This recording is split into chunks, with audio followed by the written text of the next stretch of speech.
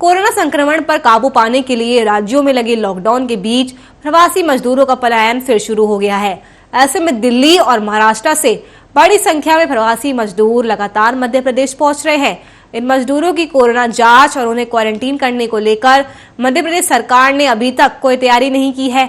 एक तरफ जहां सूबे के गृह मंत्री डॉक्टर नरोत्तम मिश्रा 2 महीने से बंगाल चुनाव में व्यस्त है, जबकि स्वास्थ्य मंत्री प्रवासी मजदूरों पर कुछ भी कहने से बच रहे हैं। वहीं राज्य के चिकित्सा शिक्षा मंत्री विश्वास सारंग ने कहा कि राज्य सरकार मजदूरों का पंजीयन कर रही है, उन्हें रोजगार प्रदान करने की पूरी कोशिश कर रही है। प्रवासी मजदूरों की कोरोना जांच और क्वारंटीन सेंटर पर रोकने की व्यवस्था पर वे कुछ भी बताने में असमर्थ रहे। आपको बता दें कि लॉकडाउन के बीच दिल्ली से मध्य प्रदेश के छतरपुर आ रही मजदूरों से भरी बस मंगलवार सुबह पलट भी गई थी। उस हादसे में 3 मजदूरों की मौके पर ही मौत हो गई थी और 15 से ज्यादा मजदूर लोग घायल हो गए। बस में सवार अन्य यात्रियों ने खिड़कियों से कूदकर अपनी जान बचाई। वहीं मध्य प्रदेश में कोरोना संक्रमण भी बहुत तेजी से फैल रहा है। प्रदेश में ऑक्सीजन, बेड समेत अन्य स्वास्थ्य सुविधाओं की स्थिति बहुत ज्यादा खराब है। पिछले 24 घंटे की बात करें तो पिछले 24 घंटे के दौरान राज्य में 12,897 लोगों में कोरोना वायरस संक्रमण की पुष्टि हुई है और इसके साथ ही प्रदेश में इस वायरस से अब तक संक्रमित पाए गए लोगों की कुल संख्या 4,20,977 तक पहुंच गई है। तो आपको बता दें कि बड़े बड़े शहरों और राज्यों से मध्य प्रदेश में पलायन का सिलसिला जारी है। इसी खबर पर हमारे साथ चर्चा करने के लिए बीजेपी नेता अशोक सिंह हमारे साथ जुड़ चुके हैं। अशोक जी, सबसे पहले आपका स्वागत है आर्या न्यूज पर। जी नमस्कार। हाँ, अशोक जी, ये जो मध्य प्रदेश में दूसरे राज्यों से मजदूर पलायन करने आ रहे हैं, तो क्या तैयारी है आपकी? देखिए, जो भी मानव हित में हो, जो संकट काल में करते हैं, वो मध्य प्रदेश की सरकार ऐसी सारी तैयारियां कर रही है। लेकिन कहाँ तैयारी करी? क्वारंटीन को लेकर क्या किया है आपने अभी तक? टेस्टिंग की क्या व्यवस्था की है मजदूरों को लेकर? लोगों से भी मैं आपके चैनल के माध्यम से निवेदन करूंगा, बहुत पैनिक होने की आवश्यकता नहीं है। और कल देश के यशस्वी प्रधानमंत्री जी ने देश को संबोधित करते हुए ये कहा भी है कि मजदूर जो जहाँ है वहीं रहे, कोई उद्योग कोई तो इस अपील का तो फायदा हो नहीं रहा है ना। मजदूर भारी संख्या में पहुंच रहे हैं, इस अपील का कोई फायदा नहीं हो रहा है। मजदूर भारी संख्या में पहुंच रहे हैं। अब आप ये सोचिए, अगर उनमें से एक भी मजदूर कोरोना पॉजिटिव होता है तो वो अपने गांव में जाकर संक्रमण फैला सकता है। तो आपने टेस्टिंग की क्या व्यवस्था की है? देखिए, सरकार के द्वारा जो किया जाना चाहिए वो हर प्रकार की व्यवस्था हम लोग करने के तैयार हैं, लेकिन सरकार की तरफ से भी, संगठन की तरफ से और देश के प्रधानमंत्री की तरफ से यही निवेदन है कि लोगों को पैनिक होने की आवश्यकता नहीं है, जो जहां है वहीं रहे। और ये देश के प्रधानमंत्री जी ने जो देश में उड़ रही थी अफवाहें कि लॉकडाउन हो सकता है, उसके लिए उन्होंने कल राष्ट्र को संबोधित करते हुए ये कहा भी है कि हम इस वक्त लॉकडाउन करने की आवश्यकता नहीं है।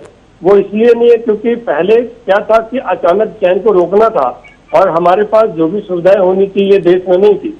इस 1-1.5 साल के अंदर में एक तो वैक्सीन का जो उत्पादन है वो हो ही गया और वैक्सीनेशन का काम चल ही रहा है। लेकिन अशोक जी, मजदूर पर किसी भी अपील का कोई असर नहीं हो रहा है अशोक जी, लेकिन मजदूरों पर करने में सफल रही है। इसलिए अब बहुत पैनिक होने की आवश्यकता नहीं है। अगर कोई बीमार भी तो मजदूर पैनिक कर रहे हैं तभी तो वो पलायन कर रहे हैं ना। उनको सरकार की बातों पे भरोसा नहीं है, उनको उनके पास संकट है रोजगार का। वो क्या खाएंगे? जब लॉकडाउन हो गया, पाबंदियां हो गई, तो वो कहाँ से कमा के खाएंगे? तो वो तो अपने प्रदेश में आएंगे ना। तो आपने क्या व्यवस्था की है कि कोरोना संक्रमण उनकी वजह से ना फैले? टेस्टिंग की व्यवस्था क्या की गई है? उनको क्वारंटीन किया जाएगा? नुपुर जी, फिलहाल तो आप मेरी बात पर भरोसा रख लीजिए, मुझे 2 मिनट बोलने दीजिए, ठीक है? उसके बाद मैं आपको जवाब दूंगा। देखिए, क्या है कि पहले और अब में बहुत परिस्थितियां बहुत फर्क है, बहुत अंतर हुआ है। पहले क्या था कि रोग के बारे में, रोकथाम के बारे में कोई मेडिकल का या वैक्सीन वगैरह की व्यवस्था नहीं थी, इसलिए लॉकडाउन किया गया था। अब क्या है कि इससे वैक्सीनेशन भी है, इलाज भी है और 95, 98%, 99% जो पेशेंट हैं, अगर हो भी जाता है कोविड तो वो रिकवर हो जा रहे हैं। इसलिए बहुत घबराने की जरूरत नहीं है। ऐसे ही कोई केसेस हैं जिसपे शायद बहुत बीमारियों के कारण या किसी कारण से जान का नुकसान हो रहा है, वरना इस देश के डॉक्टर्स जो है वो इसको कंट्रोल करने में सक्षम हो गए। अब चूंकि बहुत पैनिक होने की आवश्यकता नहीं है, जो जहां भी है, जैसे भी है, मैं आपके चैनल के माध्यम से उन सब मजदूरों को और देश में जो भी नागरिक है उन सबको एक संदेश देना चाहता हूँ, बताना चाहता हूँ कि सरकार इसके प्रति गंभीर है, तो पैनिक न हो और जो जहाँ है वहीं रहे। अधिकतर केसेस को डॉक्टर्स बिल्कुल हैंडल कर रहे हैं और तरीके से कर रहे हैं। तो अशोक जी, जब पिछले साल भी जब लॉकडाउन लगा था तो ऐसी मजदूरों की पलायन की दर्दनाक तस्वीरें सामने आई थी, कितने मजदूरों की मौत हो गई। अभी भी बात करें, हाल ही में ये बस पलट गई तो 4 मजदूरों की उसमें मौत हो गई। तो ये पहली बार नहीं हुआ है कि मजदूरों के पलायन की तस्वीरें सामने आ रही है। तो इस तरह की पाबंदियां लगाने से पहले क्यों पहले प्लानिंग नहीं की जाती कि जो मजदूर है उनके लिए वही भरी रोजगार का जो व्यवस्था किया जाए ताकि पलायन ही ना करे। क्योंकि अब एक्सपीरियंस हो गया था सरकार को, लॉकडाउन पिछली बार भी लगा था, हम सबने तस्वीरें देखी। पहली बात, लॉकडाउन लगा ही नहीं है, कोई पाबंदी लगी नहीं है। आप इसको मान लीजिए, भारत सरकार ने कोई भी पाबंदी नहीं लगाई, कहीं भी लॉकडाउन। लेकिन दिल्ली में जैसे लॉकडाउन लग चुका है तो वहां से लोग पलायन कर रहे हैं मजदूर। आप सुन तो लीजिए नुपुर जी, राज्य सरकारें इसको रोकथाम के लिए अपने अपने स्तर से लॉकडाउन जैसी स्थितियां करने का प्रयास कर रहे हैं, उसको भारत सरकार नहीं कर रही है। और ये समझना चाहिए कि जो भी कल देश के प्रधानमंत्री ने भी कहा कि राज्य सरकारें लॉकडाउन एक अंतिम विकल्प है, उसको लॉकडाउन लगाने का प्रयास न करें। हम जगह जगह पे लोगों को अवेयरनेस करें, लोग सैनिटाइजर का उपयोग करें, लोग मास्क पहने, लोग सोशल डिस्टेंसिंग का पालन करें। हम इसी से इसको रोक सकते हैं। क्योंकि पहले क्या था कि पिछले साल तो कहीं चाइना से या उधर से आया और वो लगातार बढ़ता गया, उसको रोकने का प्रयास। अब क्या है कि सब देश के अंदर ही है। तो एक सोशल डिस्टेंसिंग एक ऐसा माध्यम है और मास्क एक ऐसा माध्यम है, सैनिटाइजर एक ऐसा माध्यम है जिससे हम इस पर नियंत्रण कर सकते हैं। और निश्चित रूप से नियंत्रण होगा। वैक्सीनेशन के बारे में भी देश के प्रधानमंत्री जी ने कहा कि 1 मई से जो 18 साल से लेके और 35 साल की उम्र के हैं उनको भी लगना शुरू हो जाएगा।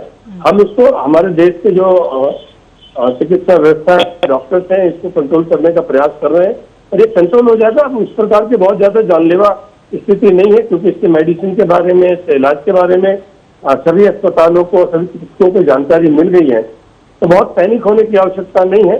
जो जहां है वहां धैर्य रखें और पैनिक होने से जान माल का नुकसान हो जाएगा। जैसे आप बता रहे हैं कि मजदूरों का प्लान हो गया, प्लान की आवश्यकता नहीं है। जो जहाँ पे दुकानें हैं वो खुलेंगी। अगर 1 हफ्ते 1.5 हफ्ते के लिए कहीं पे बंद किया गया है तो वो उसमें भी इंडस्ट्रीज वगैरह ये जो है ये चालू रहेंगी। तो बहुत पैनिक होने की आवश्यकता नहीं है। इसमें सरकार का बड़ा ध्यान है, हम लोग इसको पूरा तरीके से करेंगे और निश्चित रूप से इसको सरकार कर भी रही है। मध्य प्रदेश सरकार ही नहीं, बिल्कुल दिल्ली की सरकार भी इसके लिए काम कर रही है, उत्तर प्रदेश की सरकार भी कर रही है, भारत सरकार भी इसके लिए कर रहा है। ये कोई एक विशेष राज्य की बात नहीं है, पूरे देश के लिए संकट का स्थिति है। ऐसे संकट में मनस्थिति ठीक रखनी चाहिए और मिलजुल के सबको इस बीमारी से लड़ना है। ये देश के प्रधानमंत्री, देश के राष्ट्रपति या किसी राज्य के मुख्यमंत्री के बस में नहीं है। ये डॉक्टर्स करेंगे। हमको अपने बीमारी के बारे में सचेत रहना पड़ेगा, अवेयरनेस रखना पड़ेगा। हम लोगों को सोशल डिस्टेंसिंग का पालन करना पड़ेगा। लेकिन जैसे जो मजदूर बसों में ठूस ठूस के आ रहे हैं, खिड़कियों पर लटक कर आ रहे हैं, वो तो सोशल डिस्टेंसिंग का पालन कर ही नहीं रहे हैं। बसों में जिस तरह से भर भर के आ रहे हैं, कोई सोशल डिस्टेंसिंग का पालन नहीं हो रहा है।